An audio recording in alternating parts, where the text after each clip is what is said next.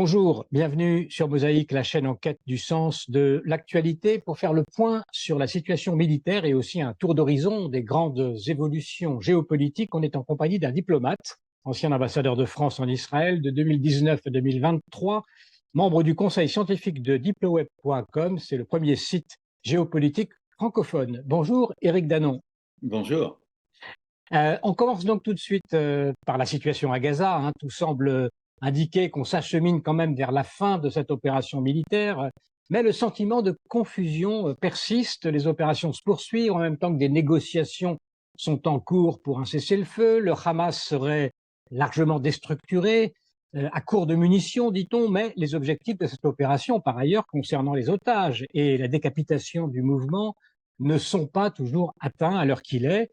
Alors, où en sommes-nous aujourd'hui et quelles perspectives pour ce front sur Gaza, Éric Danon? Écoutez, à ce stade, on peut dire que la guerre va continuer parce que les deux protagonistes souhaitent plus ou moins qu'elle continue parce que leurs objectifs n'ont pas été atteints.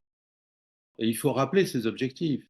Du côté israélien, la destruction le plus possible du Hamas, ce qui n'est pas encore fait. On peut dire que peut-être c'est un objectif atteint aux 2/3 ou aux 3/4. Ensuite, la libération des otages, objectif non encore atteint. Et le fait que Gaza ne soit plus, après la guerre, un territoire dangereux, menaçant pour Israël, ce qui n'est pas réglé non plus. Du côté du Hamas, il s'agissait bien sûr de faire le plus possible de victimes israéliennes. Et là, évidemment, ils en ont fait plus qu'ils ne pensaient eux-mêmes. Il s'agissait de prendre un maximum d'otages pour pouvoir les échanger contre des prisonniers palestiniens. Et il s'agissait de se mettre en bonne position pour le jour d'après, pour être le premier représentant de la résistance palestinienne à la table des négociations ou dans un futur gouvernement palestinien. Et ça, ce n'est pas joué non plus, dans la mesure où il y a toujours cette détermination israélienne de ne pas voir le Hamas à proximité d'Israël. Donc, on peut dire que les objectifs ne sont pas atteints. Alors, bien sûr, il y a des signes, on peut dire encourageants, d'une certaine façon, du fait qu'on pourrait se rapprocher vers la fin du conflit. Mais en réalité, rien n'est joué et ce conflit pourrait durer. D'autant plus, pourrait-on dire, que Netanyahou souhaite deux autres éléments, à deux autres objectifs. Le premier, c'est de continuer à établir une dissuasion vis-à-vis notamment du Hezbollah, de façon à ce que le Hezbollah ne soit jamais tenté de faire ce que le Hamas a fait, c'est-à-dire rentrer en Israël. Et l'autre chose, c'est que dans sa relation avec les États-Unis, il n'a évidemment pas envie de faire le cadeau de la cessation des hostilités ou le cadeau de la paix à Joe Biden, parce qu'il n'aime pas du tout cette administration démocrate et ce président, et son but, c'est de voir Donald Trump arriver comme futur président le 5 novembre prochain. Et donc, il n'est pas, en fait, pressé d'aller vers une solution du conflit qui favoriserait l'administration américaine actuelle. Donc, tout ça vous montre que, oui, il y a des éléments de négociation vers un échange ou un début de cessation d'hostilité, mais à mon avis, rien n'est joué. Je dirais à titre personnel maintenant, hors élément objectif, que la guerre va durer à cause de ce que je vous ai dit là, c'est-à-dire que les objectifs ne sont pas atteints. Alors, il y a ce second front dont vous avez parlé, qui évidemment interagit avec le premier, le front du Nord. Une guerre contenue pour l'instant se poursuit avec le Hezbollah. Chaque camp semble vouloir quand même éviter pour l'instant une confrontation majeure. Et pourtant, on parle souvent de cette éventuelle opération massive, de cette guerre totale qu'Israël pourrait déclencher dans les semaines qui viennent. Là Oui. aussi, quelles sont les options? À quoi il faudrait s'attendre, Éric Danon? Ah ben, je crois qu'il faut s'attendre à la guerre avec le Hezbollah, parce que euh, il y a une grosse pression venue du Nord, à la fois parce que le Hezbollah envoie des missiles euh, et donc met une pression militaire, mais il la met de telle façon que les Israéliens qui ont dû partir de chez eux, dans le nord d'Israël, ne peuvent toujours pas rentrer. Et cette situation commence à poser des problèmes sociaux, économiques lourds, politiques, bien entendu. Et donc, il faut sortir de là, il faut que les Israéliens puissent rentrer chez eux, dans la vue du gouvernement israélien. Eh bien, a priori, à ce stade, seul un affrontement armé permettrait d'obtenir ce résultat. Et donc, on y va. Selon Quel genre d'affrontement? ah ben, ça peut être des bombardements sur les territoires du Hezbollah et à un moment ou à un autre, si nécessaire, de rentrer au Liban et de repousser le Hezbollah. Alors on parle souvent de la frontière du fleuve, enfin du Litanie, mais c'est pas évident d'aller jusque-là. Mais ce qui est sûr, c'est que la situation dans laquelle le Hezbollah peut harceler comme ça Israël ne peut pas durer pour les Israéliens. À un moment ou à un autre, voilà, je pense qu'il va y avoir une confrontation. Et ce, d'autant plus que si la guerre à Gaza a moins d'intensité, parce que ça permet une bascule de force vers le nord, l'ouverture de deux fronts étant pour Israël quand même très lourd. L'ouverture de ce front nord, vous pensez qu'il peut être Avec, imminent avec dans l'été? Gaza, ça fait beaucoup d'avoir les deux fronts en même temps. Oui, En oui. revanche, s'il y a une moindre intensité à Gaza, vous pouvez basculer des forces israéliennes vers le nord. Est-ce que vous pensez que c'est pour cet été? Ah, oui, s'il fallait, je dirais, donner. Alors, personne n'a de boule de cristal, il peut y avoir des éléments de négociation différents, mais oui, si vous regardez une logique purement géopolitique, militaire, oui, vous aurez une légère baisse de l'intensité sur Gaza et une montée en puissance sur le front nord avec le Hezbollah. La guerre, encore une fois, devant continuer. Alors, j'exagère en disant devant continuer. En tout cas, tant que l'administration Biden est là, euh, je pense que les Israéliens vont poursuivre la guerre, qu'elle soit, j'allais dire, à Gaza ou vers le Liban. Comment évaluez-vous le risque pour Israël d'une guerre totale avec le Hezbollah, avec tous les missiles, les centaines de milliers de missiles qui sont braqués sur Israël? En Je tout cas, pense, 150 000, dit-on. je pense que ce risque, en termes purement géopolitiques ou géomilitaires, est relativement faible parce que euh, justement des éléments de dissuasion ont été envoyés au Hezbollah et que la réplique israélienne à ce moment-là sera du même ordre que Gaza, ce que personne ne veut au Liban. Mais voilà, si le Hezbollah se met à utiliser les missiles de précision au point de saturer le dôme de fer, ce sera tapis de bombe au Liban. Hmm. Il n'y a pas d'autre Avec solution. oui, avec des conséquences, évidemment, là, un peu Non, parce que, ah ben, non oui, contrôlables. non, non contrôlable. On verra bien justement qu'est-ce qui est contrôlé.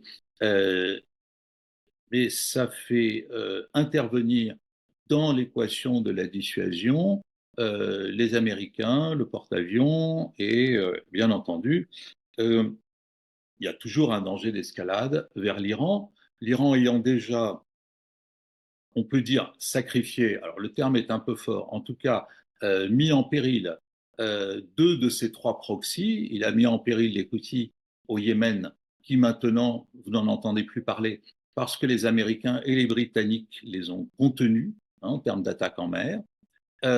Le Hamas, qui est virtuellement en train d'aller vers sa fin militaire, pas vers sa fin politique ni idéologique, mais vers sa fin militaire, il est quand même très affaibli. Le troisième proxy, c'est le Hezbollah. Et il est possible que l'Iran le lance à l'assaut, mais à ce moment-là, l'Iran n'est plus protégé, j'allais dire. Donc, ça veut dire un risque de dérapage direct vers l'Iran. Comment évaluez-vous aujourd'hui le soutien américain à Israël? On parle parfois d'une forme d'ambivalence de la part des États-Unis, cette administration Biden notamment. Non, non, c'est juste que Biden a essayé de mettre la pression pour un règlement plus rapide et un mode de guerre différent à Gaza, parce que il est aussi en campagne et donc il a des électeurs des deux bords, pourrait-on dire, mais c'est très superficiel. Le soutien est en réalité total. Le seul soutien qui soit déterminant, fondamental, c'est la fourniture d'armes et de munitions. De ce point de vue-là, il n'y a jamais eu la moindre ambivalence. On parle quand même de ces armes de forte puissance que les Américains retiennent toujours. Alors, les armes de forte puissance, c'est autre chose. Ce serait pour une attaque sur l'Iran. Parce que Trump avait promis aux Israéliens des bombes, alors on ne va pas rentrer dans le détail, mais qui arrivent à perforer des mètres et des mètres de béton armé de façon à pouvoir attaquer les installations nucléaires de l'Iran à Natanz et Fordo. Il en a fourni quelques-unes, il ne les a pas toutes fournies, et l'administration actuelle, démocrate, ne les a pas fournies parce que voilà, ça retient un petit peu Israël d'attaquer l'Iran en direct, parce que là, on passe dans une autre dimension, hein, bien entendu, qui forcément impliquera les Américains. Et ils n'ont pas envie d'être impliqués à ce stade. Donc, on Alors, verra bien.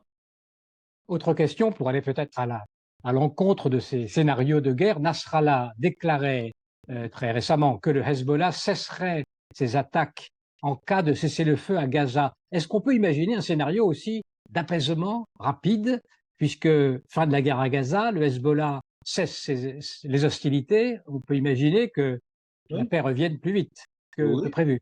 Non, mais bien sûr.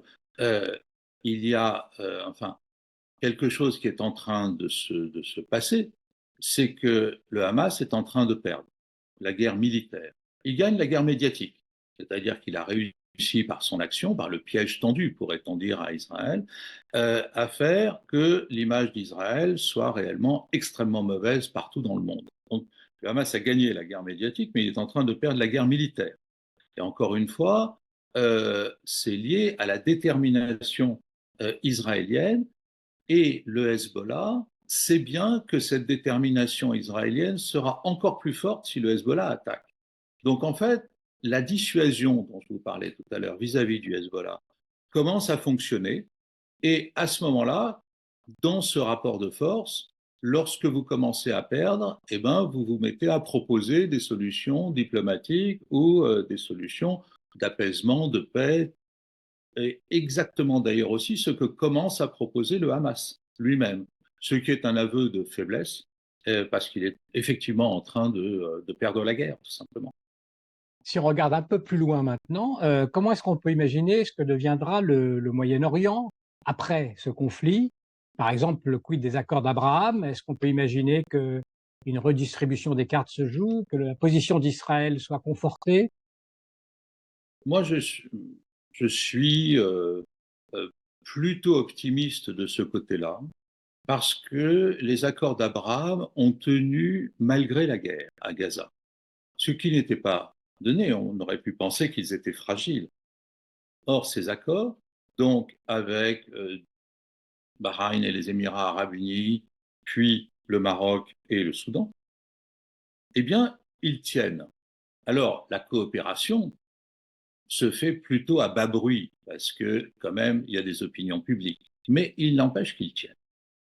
Et que, par exemple, le commerce bilatéral entre les Émirats arabes unis et Israël a dépassé, même beaucoup, le commerce bilatéral entre la France et Israël.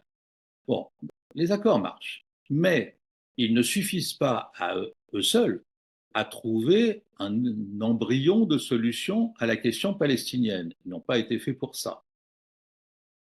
Mais ce qui se passe, et qui est plus intéressant pour le règlement du conflit au Proche-Orient, c'est le fait que la négociation avec l'Arabie saoudite de normalisation avec Israël continue, elle aussi, malgré la guerre. Et ça, c'est déterminant, parce que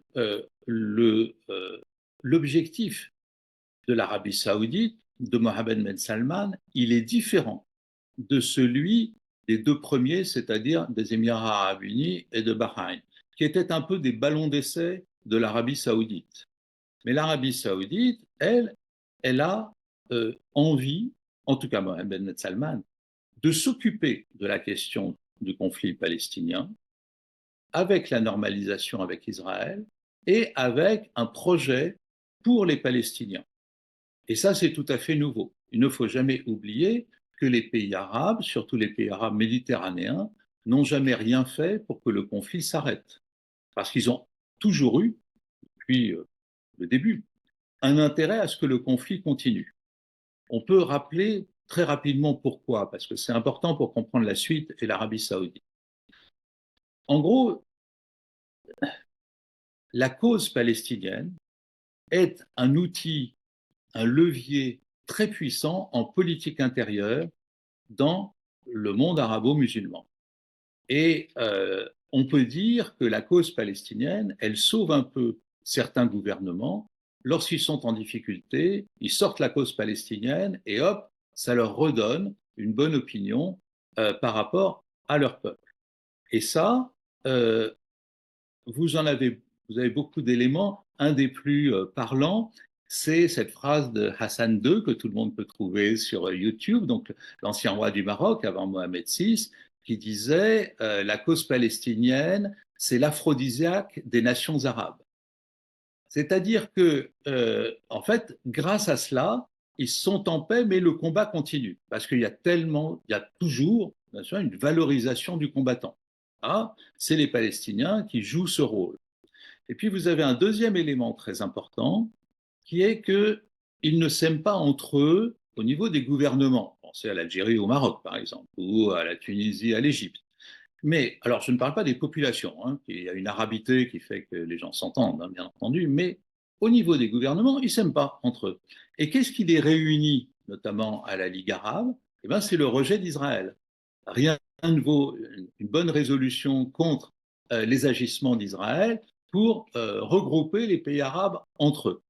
Et ça se fait évidemment sur le dos des Palestiniens, ce que j'avais exprimé aux Nations Unies il y a 9 ans, et où un dirigeant algérien, c'est d'autant plus surprenant qu'il était algérien, m'a dit, parce que je m'étonnais un peu de ce cynisme-là, que tout se fasse sur le dos des Palestiniens, il m'a dit, les, euh, les Palestiniens sont les idiots utiles de la cohésion du monde arabe. Donc, vous voyez le cynisme de la phrase, d'autant plus étonnant, encore une fois, que ça vient d'un Algérien très haut placé, alors que s'il faut reconnaître quelque chose à l'Algérie, c'est évidemment sa loyauté et sa constance dans le soutien à la cause palestinienne. Et donc, on voit que c'est pas si simple, entre guillemets, et que les pays arabes s'intéressent à la cause palestinienne, bien sûr, ça leur sert, mais pas forcément pour arrêter le conflit. Alors, il y a d'autres raisons, on pourrait parler de la dimitude ou de la puissance d'Israël, peu importe.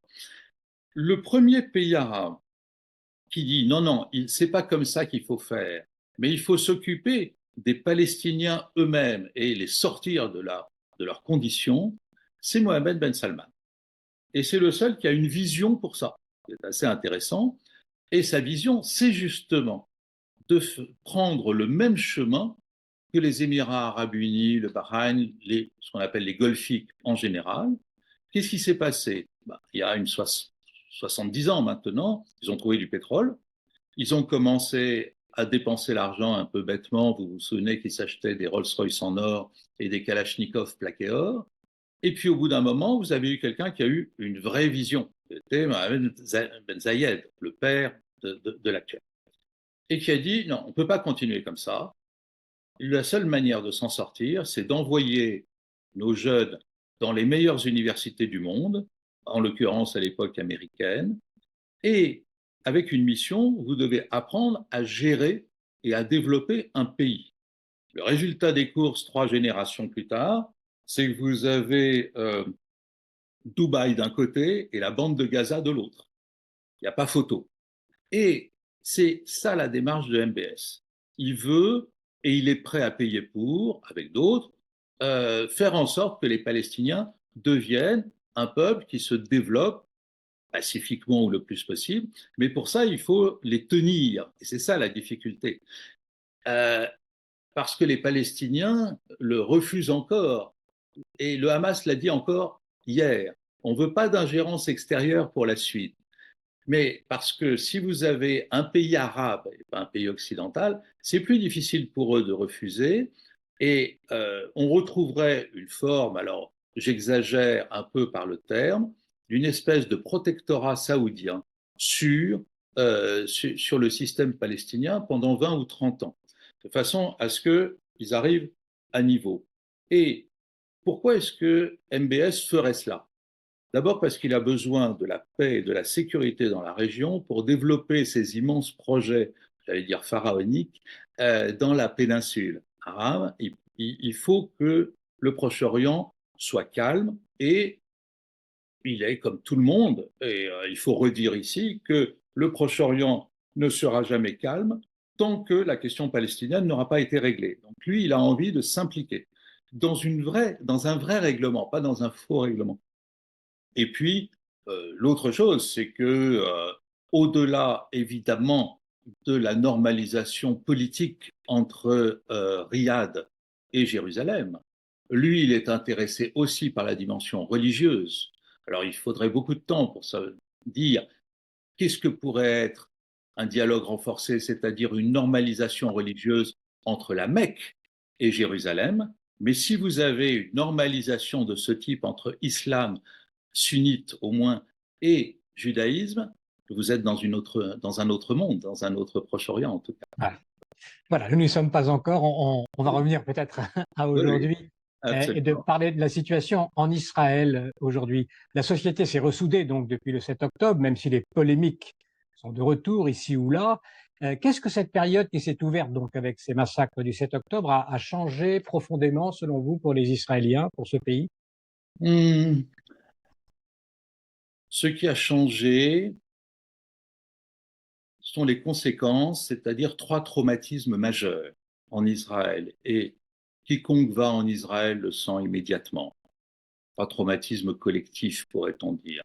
Le premier, c'est que le 7 octobre entraîne la rupture symbolique d'une des fonctions essentielles qui avait mené à la création d'Israël, c'est-à-dire créer un pays où justement ce type d'événement ne puisse plus arriver.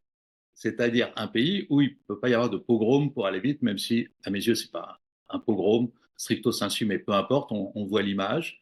Et en fait, Israël a été fait aussi pour que ça ne puisse pas arriver. Et donc, vous avez rupture symbolique de cette fonction-là d'Israël, et c'est très traumatisant. Et vous entendez, même ici ou là-bas, on n'a plus d'endroit complètement sûr pour nous, etc. C'est cette idée que voilà, il n'y a plus de lieu de protection absolue contre des exactions comme on en avait connu dans le passé jusqu'à la création d'Israël. Le deuxième traumatisme, il est lié aux images du 7 octobre. En fait, qu'est-ce qui est insupportable? C'est la jouissance exprimée par les terroristes à tuer des juifs et à les tuer de cette façon-là. Et à se filmer dans une espèce de délire à la fois névrotique et d'érotisation, euh, à, à faire ce massacre comme cela. Et c'est très, très traumatisant.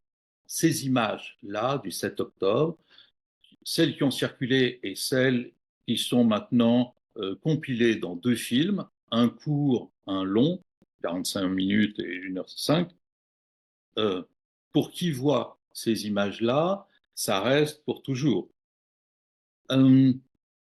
Et c'est pas prêt de partir au point qu'on estime qu'il y a énormément d'Israéliens qui ont besoin aujourd'hui d'un soutien psychologique plus ou moins fort, mais on est de l'ordre de entre 1 million et 2 millions de personnes.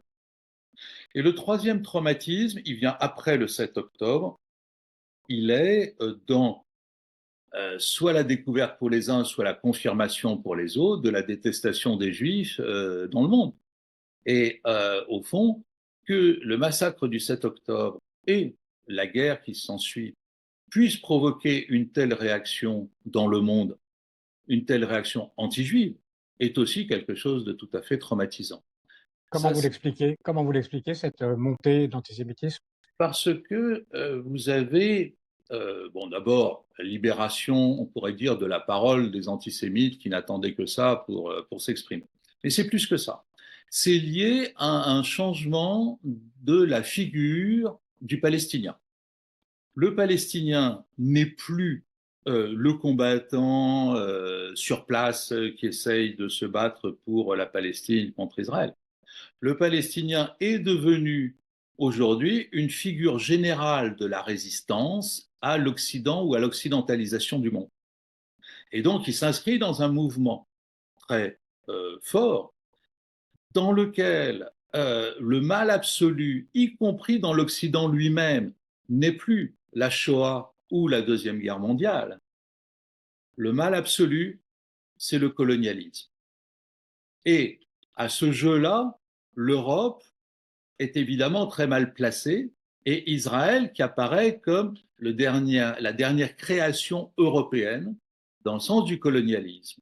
Et donc, quand vous voyez partout aujourd'hui le drapeau palestinien qui est utilisé à toutes les sauces en France, je veux dire les manifestations, la réforme des retraites, les manifestations sportives, l'entrée des amphis dans les universités, tout ça par des gens qui ignorent tout de l'histoire et de la géographie du Proche-Orient. C'est pas le sujet. C'est que symboliquement, ce drapeau représente à leurs yeux une cause qui est la cause du décolonialisme et qui est évidemment nourrie de ce qui nous est arrivé des États-Unis, l'attitude woke, le wokisme et la cancel culture.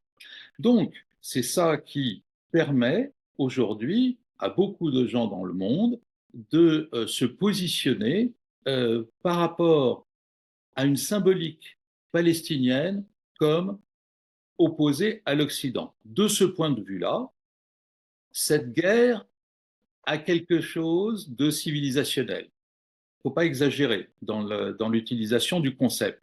Mais lorsque le Hamas attaque Israël, il n'a pas vocation à une conquête territoriale qui va au-delà de la Palestine mandataire, c'est-à-dire récupérer l'ensemble de l'ancienne Palestine, de la mer au fleuve, c'est-à-dire détruire Israël. Mais ce qu'il propage comme idéologie, notamment religieuse, c'est-à-dire un absolu religieux contre tout ce que l'islamisme djihadiste violent déteste, c'est-à-dire les valeurs et la culture occidentale, eh bien, ça passe à travers cette attaque. Et c'est à cause de cela aujourd'hui que partout dans le monde, vous avez des manifestations pro-israéliennes qui sont en réalité plutôt des manifestations anti-occidentales. Alors justement, parlons de l'Occident. Est-ce que vous diriez qu'il connaît un déclin de sa puissance, de son influence au profit de ce qu'on appelle aussi le Sud global, comme certains commentateurs le disent?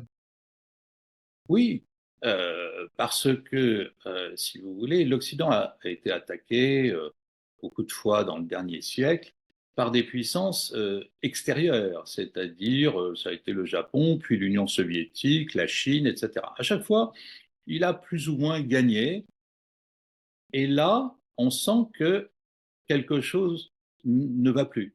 C'est qu'en fait, il commence à être miné de l'intérieur. Et c'est pour ça qu'il n'arrive plus à écrire l'histoire. C'est que dès qu'il entre dans un rapport de force vers l'extérieur, alors une partie de lui-même proteste et dit non, tout ça, ce sont des valeurs euh, qui sont des valeurs coloniales.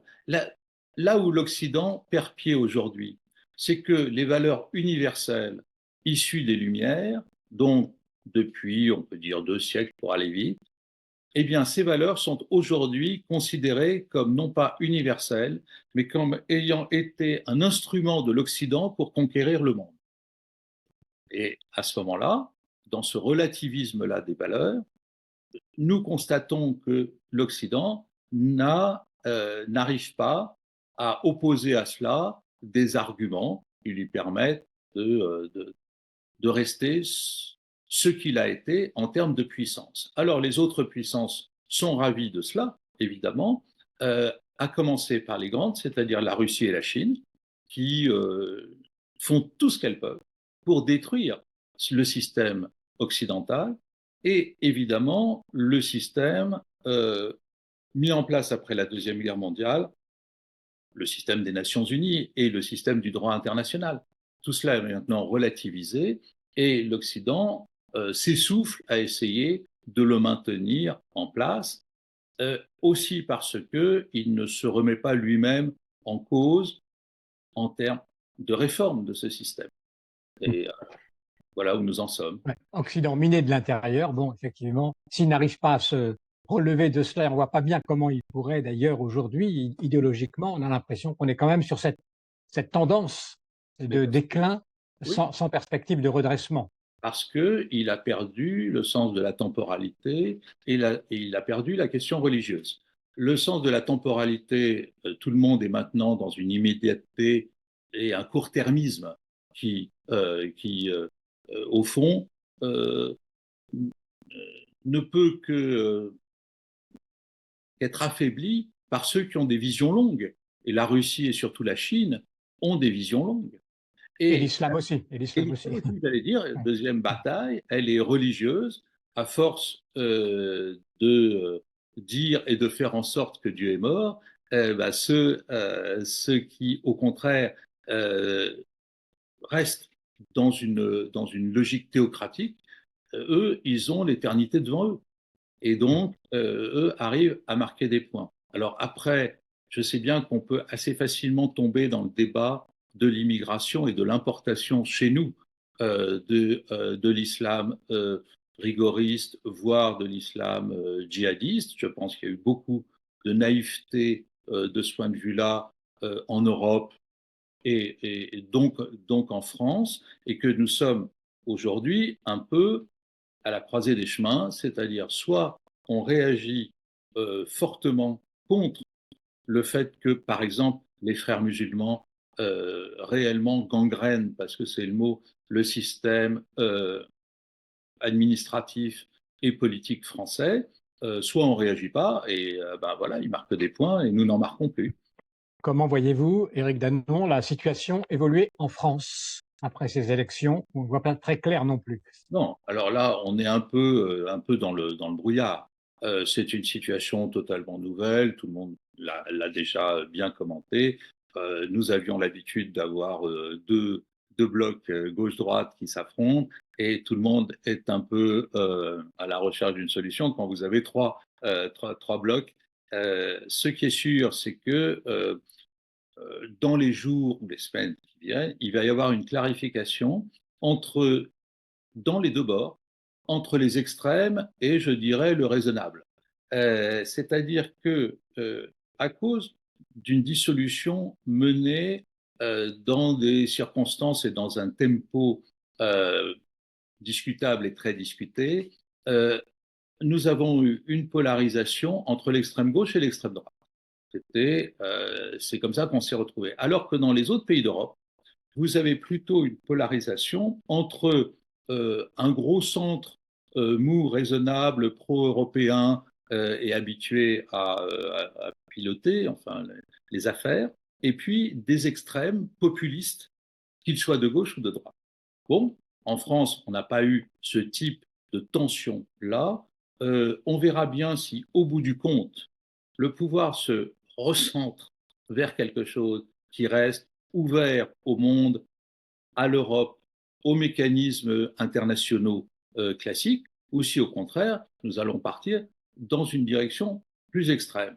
Je pense qu'après, mais là, encore une fois, ça va se jouer dans les jours ou les semaines qui viennent, après avoir fait un barrage, entre guillemets, au Rassemblement national, euh, par une alliance un peu carpe et lapin entre le centre et la gauche, dans toutes ses composantes. Il va maintenant y avoir une bataille à l'intérieur même de la gauche, entre l'extrême gauche et une gauche dite, comme on disait avant, dite de gouvernement.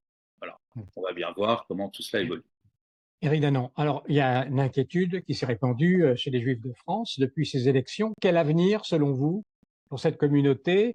On sait que les demandes de dossiers d'Alia, par exemple, ont fortement augmenté depuis les élections.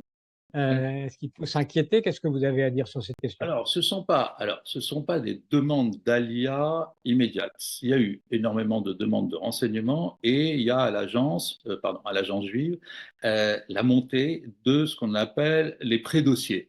C'est-à-dire des gens qui disent, bon, on pense sérieusement aller là-bas, mais au regard de la situation en Israël, il n'est pas sûr qu'on parte là demain. Donc, il y a un flottement. Donc, il y a une hésitation de beaucoup de personnes. On peut estimer autour de 10 000 qui se demandent s'il faut basculer en Israël, qu'est-ce qui est le plus sûr pour eux et qui correspond le mieux à leurs aspirations.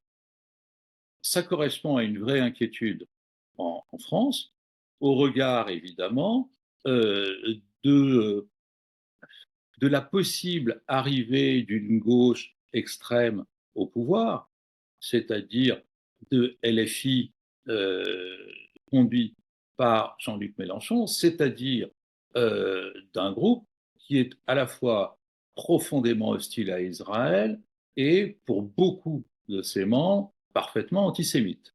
Et donc, évidemment, s'ils viennent au pouvoir, on va voir des départs. Qu'est-ce que vous en pensez personnellement, vous, Éric Danon? Comment vous ressentez-vous les choses?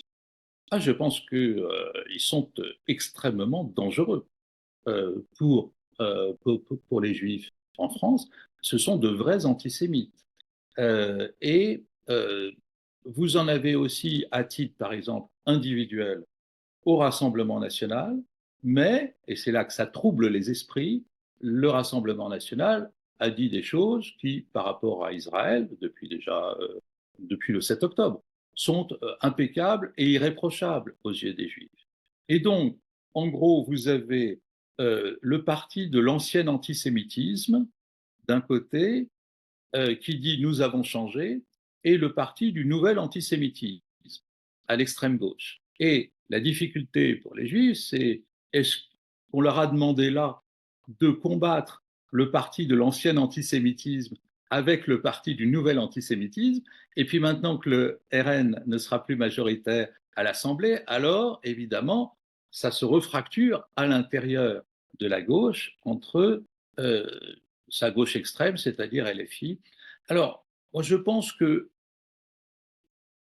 la France est quand même un vieux pays avec des traditions, avec une évolution lente, etc., où on a l'habitude de donner du temps au temps. Je ne crois pas à ce stade, c'est-à-dire jusqu'en 2027, à l'arrivée des extrêmes au pouvoir aujourd'hui. À partir de là, je ne vois pas un danger, mais je vois la nécessité d'une extrême vigilance. Parce que la parole est libérée en France, parce que vous avez des milliers d'agressions antisémites qui sont, pour le moment, plutôt verbales, parfois un peu physiques, jusqu'au délire consistant à violer une gamine de 12 ans en lui disant que forcément elle est pro-israélienne. Bon, tout change en France si jamais il y a un mort. Je pense que là, s'il y a encore une histoire de type Halimi, là, il y aura vraiment la conscience d'un danger encore plus fort. Aujourd'hui, on en est à l'extrême vigilance parce que les actes hostiles se multiplient.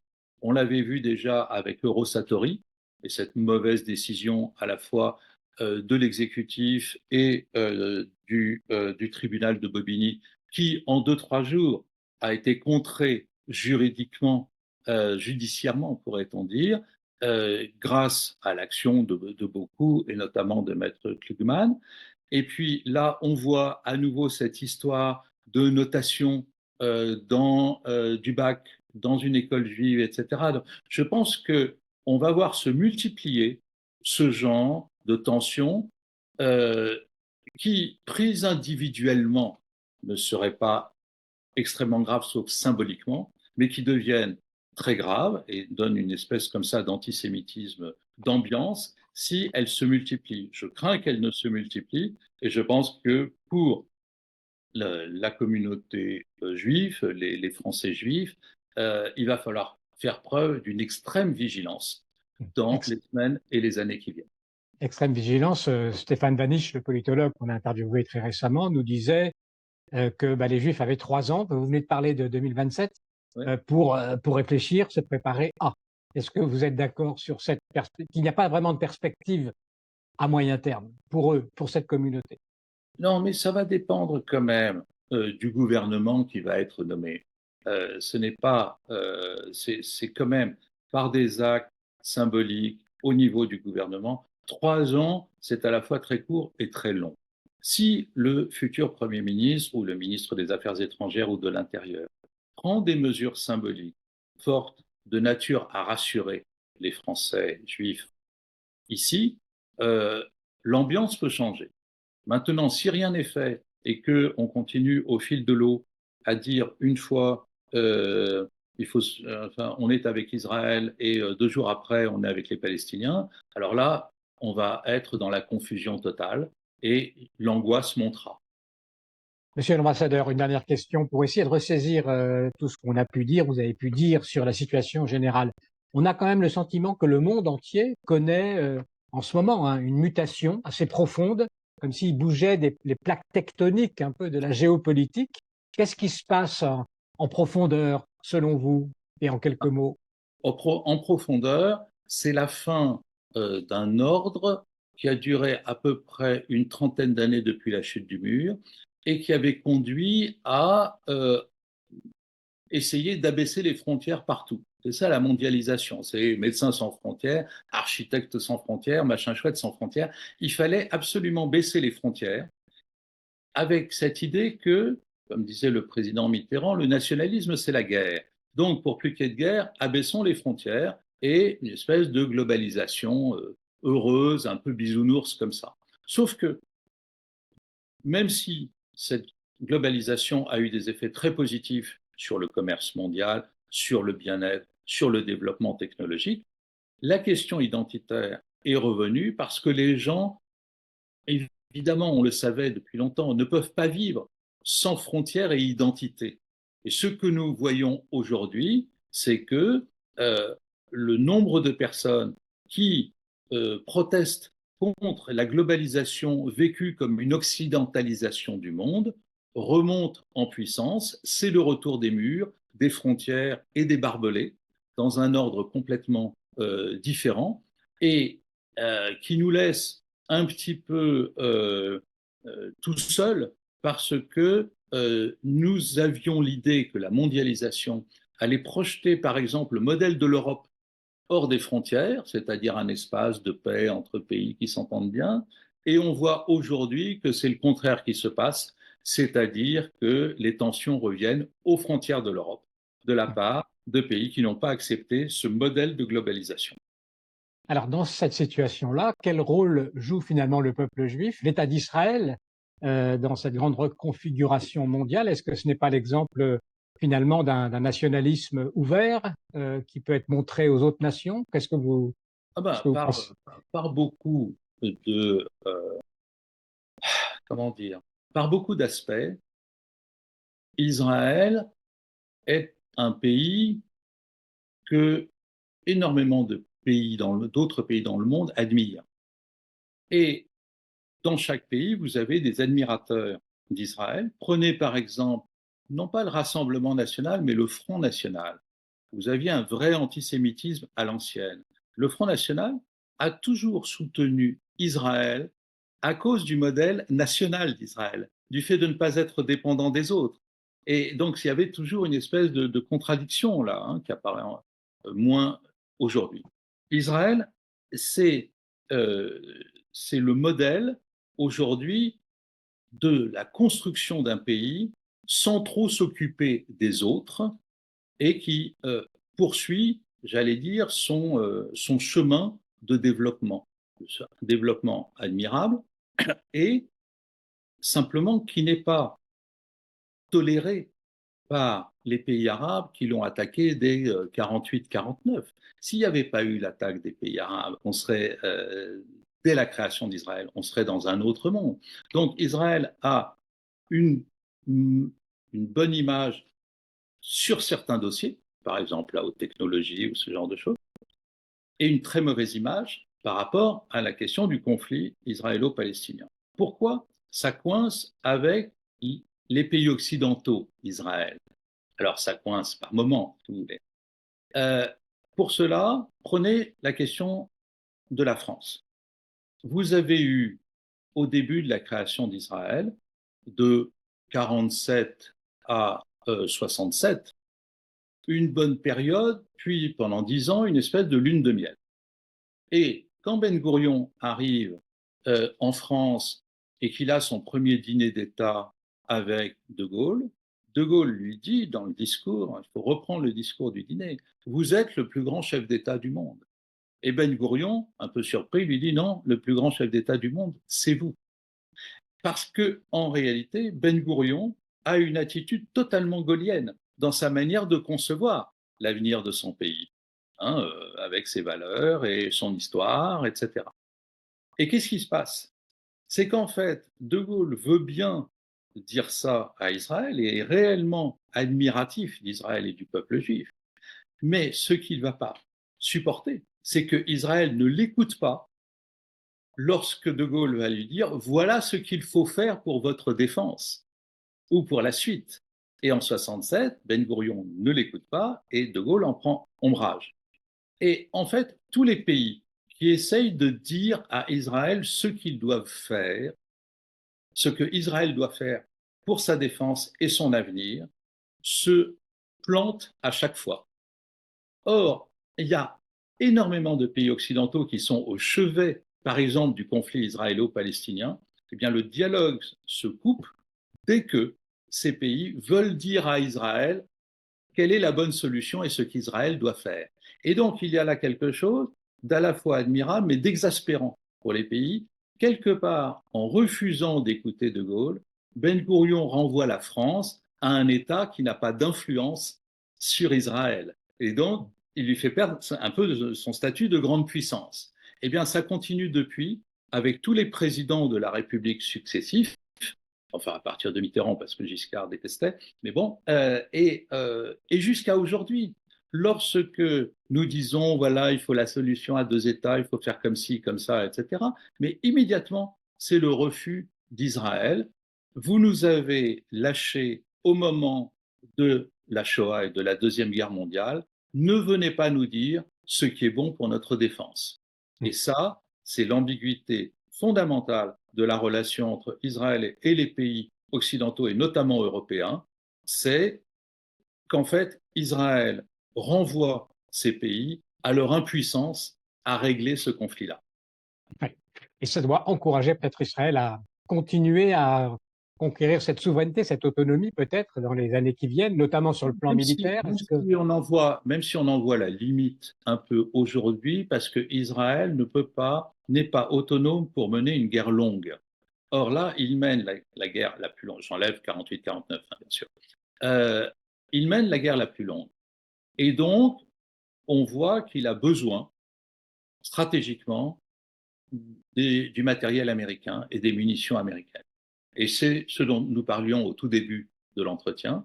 En réalité, Israël est autonome dans ses décisions et dans sa manière de faire tant qu'il a la fourniture des armes américaines. Autrement, il a en gros 5 semaines d'autonomie. Et donc, c'est à la fois une vraie indépendance, mais aussi une dépendance. Qui peut peut-être évoluer encore en indépendance plus forte dans les années à venir. Oui, absolument. Oui, oui. Merci beaucoup. Merci infiniment, Éric Danon, de nous avoir donné cet éclairage complet comme ça, effectivement, en éclairant un peu toutes les parties du puzzle, on arrive à sans doute mieux saisir ce qui se passe dans ce que vous appelez le temps long et dans la géopolitique et les soubassements qui sont en train de bouger en ce moment. Merci infiniment et merci à tous pour votre attention. Merci à vous. Merci beaucoup d'avoir écouté cette vidéo et pour suivre nos prochaines interviews, eh bien, vous pouvez vous abonner à Mosaïque. C'est très simple, il suffit de cliquer sur le bouton ci-dessous.